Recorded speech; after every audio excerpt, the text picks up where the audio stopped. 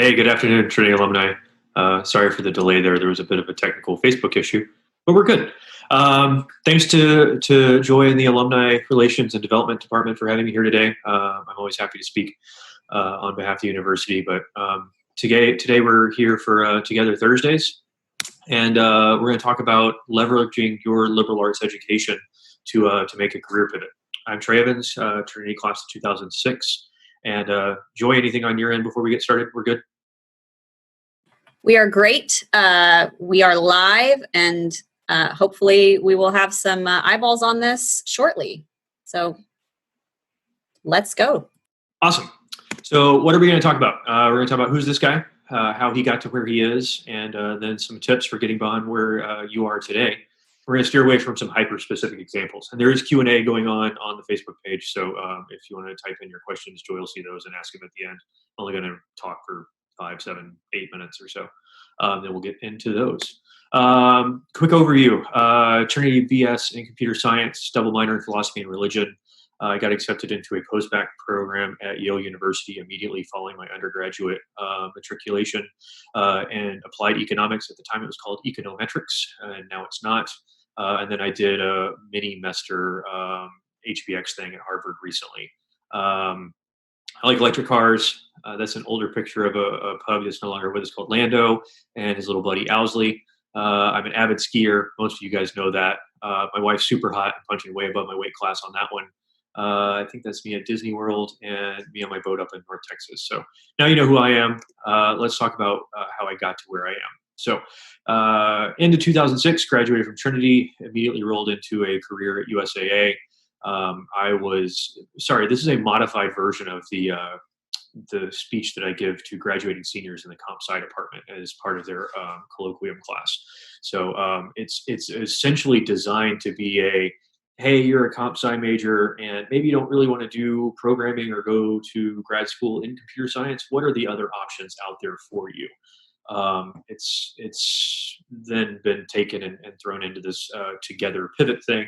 So it might be a little bit more technical, but I pulled a lot of that stuff out. So back to this. I was hired into a very specific career role at USAA. It was very technical. It was leveraging new technologies that were coming into the enterprise at the time. Did that for a couple years. Everything was hunky-dory. I went and got a very specialized certification in a technology that we were using at the time. I finished the Yale program, was doing some consulting on the side. My USAA contract was written such that I could moonlight essentially as long as it wasn't a competing business. So USAA is a financial services company. So I was consulting for Sub2, which is a technology servicing company. And anytime they picked up a financial client, I had to say, hey, listen, they underwrite insurance or they're a small regional bank. I can't touch that. But this manufacturing group, I can totally help out with. So I did some consulting for about a year and a half through them. Got picked up by an oil and gas family firm here in San Antonio. Did quite a bit of work for them over the timeline. You can see that. USA asked me to go get my FEMA first responder certifications. I was like, yeah, cool. That's weird. So then I would go out and do disaster recovery in places that had been hit by hurricanes, tornadoes, and the like. Set up satellites and IT equipment so that the member service representatives could help with the people that needed our help the most. Went out and got my data center design certificate. That's CDCDP. It's a very technical real estate IT based certification.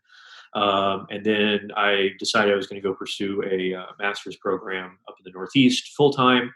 Told USA, hey, I got to take a break for a little while. I appreciate everything you've done for me.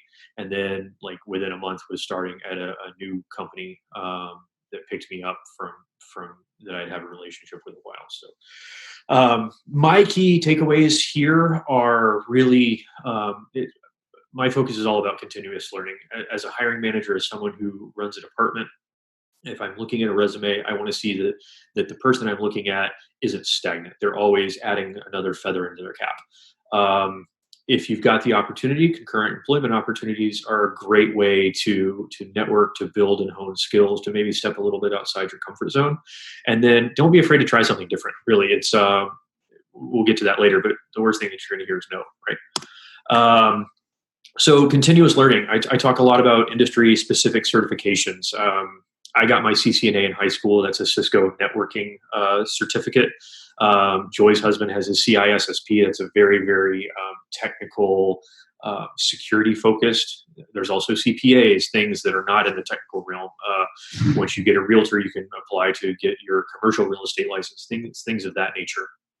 And then there's always tangentially related licenses. I work in a very specific section of technology that we deal a lot with real estate. So a lot of my colleagues actually have their realtor licenses because they're selling dirt on which to build data centers. I've got friends who are working on their CFAs, CFPs in the financial sector. That helps set them apart. I think there's like Series 7 and Series 13. I'm not sure what the differences on those are, but there's things like that. I've got a very good friend who works for an oil and gas firm as a CPA, but she's undergoing training and licensing to get more technology focused. So, what does it mean to be an asset auditor? How do you leverage some of the business stacks to go in, and that works well with her CPA. So those are all on the cusp of, here's my core competencies. Now what can I do to expand that bubble? And then there's always further education without degrees. MIT has a great program called the MicroMasters program, which can then be relayed into a degree if you decide to. edX has the free and paid version. So it's essentially, I just want to learn something, or I want to learn something and get a certificate that proves that I learned it. And then Khan Academy, which everybody knows and loves, because you can download those offline. And if you fly around a lot, watch them on your phone or iPad. Then there's further ed with degrees. I've worked with a couple of guys who went back and got second bachelor's degrees. Pretty cool idea.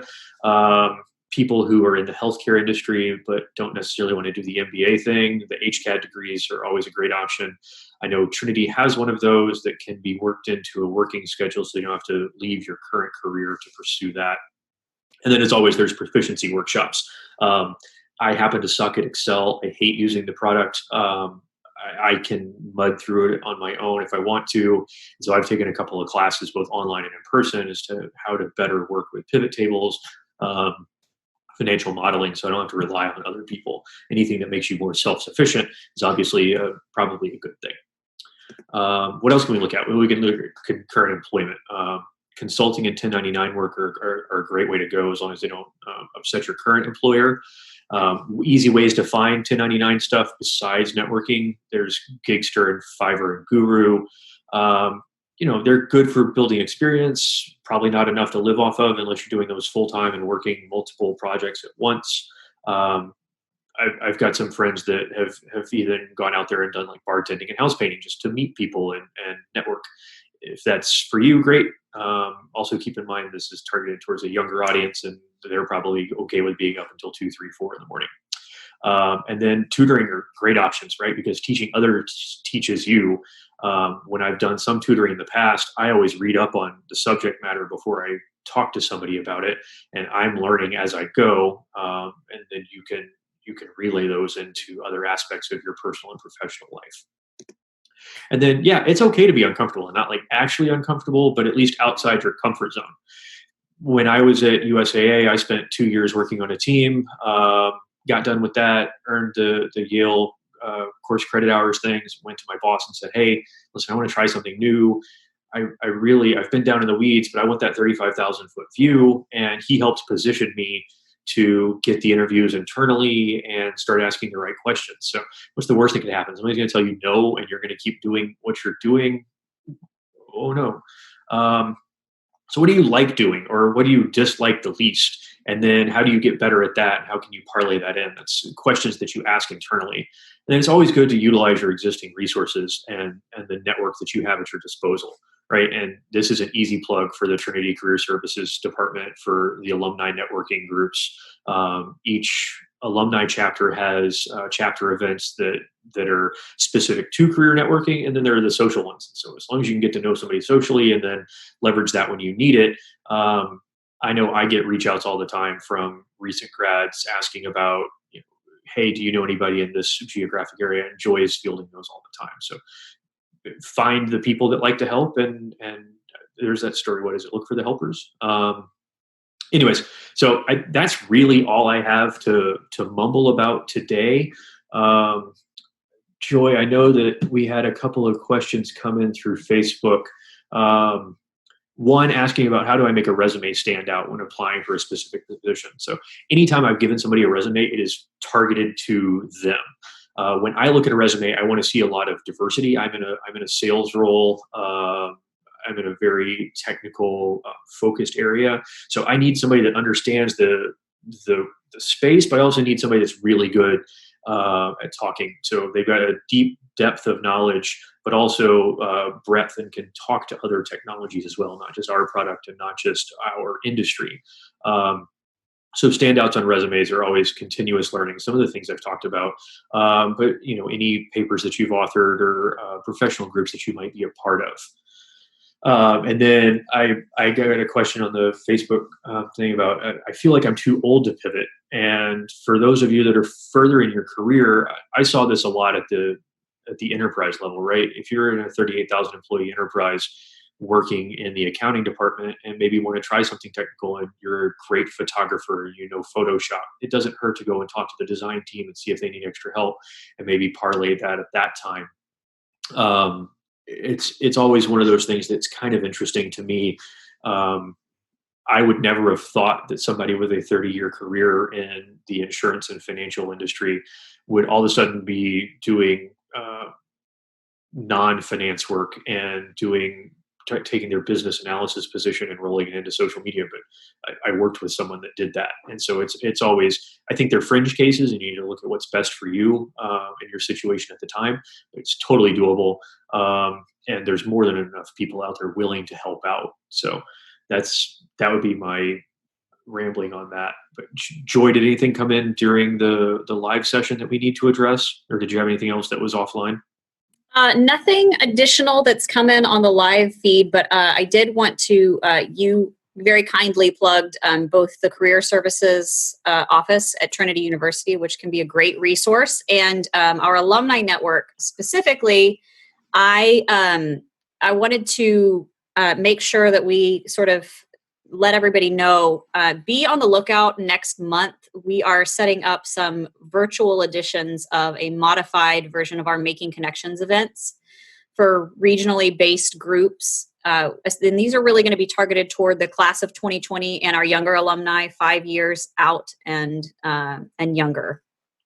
We know that especially in this sort of time where the economy is doing some unexpected things, and you guys are new to the workforce or starting your first jobs, there are a lot of questions that our youngest alumni are really going to be grappling with over the next few months.